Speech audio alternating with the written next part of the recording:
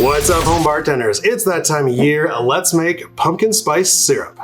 So we need some pureed pumpkin, of course. We're gonna use some vanilla extract, some cinnamon, some ginger, some nutmeg, some cloves, and allspice. Starting with a cup of water in a saucepan, we're then gonna add a cup of sugar.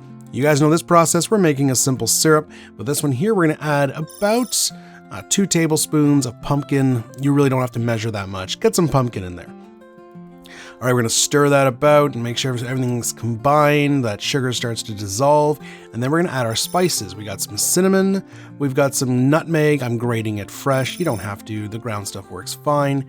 After that, we want some ginger, some allspice, and a little touch of clove. I'm not a huge fan of clove, but just a tiny pinch. If you like cloves, add a little more. That's up to you. After that, I do like to add a pinch of salt. Also just brings the flavors out a little bit, and then keep mixing. We're gonna stir until everything is dissolved, the pumpkin, the sugar, and then we're gonna let it cool a bit before adding vanilla extract. Check out my recipe because I make my own vanilla extract. You wanna add this when it's cooled a little bit because vanilla heat tends to kill the vanilla flavor. All right, off the heat.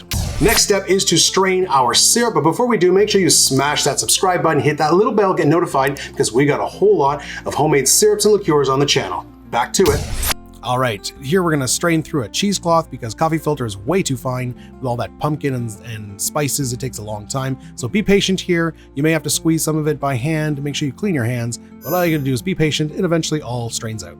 If you plan on just using your syrup for like coffee, lattes, things like that, you can probably skip the straining process because in a coffee, there's already sediment from the coffee that you're probably not going to notice too much.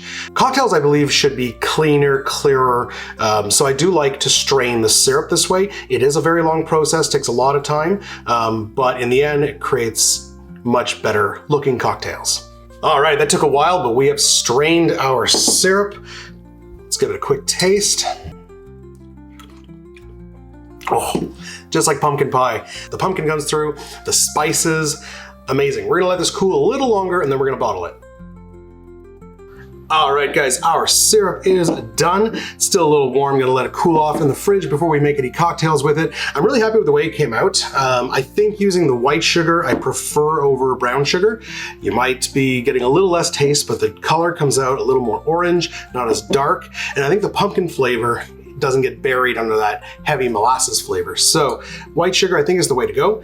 Make sure you stick around because next we're gonna make some cocktails using our pumpkin spice syrup. Good cocktails, bad cocktails, who knows? Make sure you stick around and make sure you check out this video where I make 12 other cocktail syrups from scratch. And if you wanna learn how to make a pumpkin spice liqueur, meaning this plus alcohol, make sure you check out this video where I made that a few years back. All right, that's it for today. We'll see you on the next one. Cheers.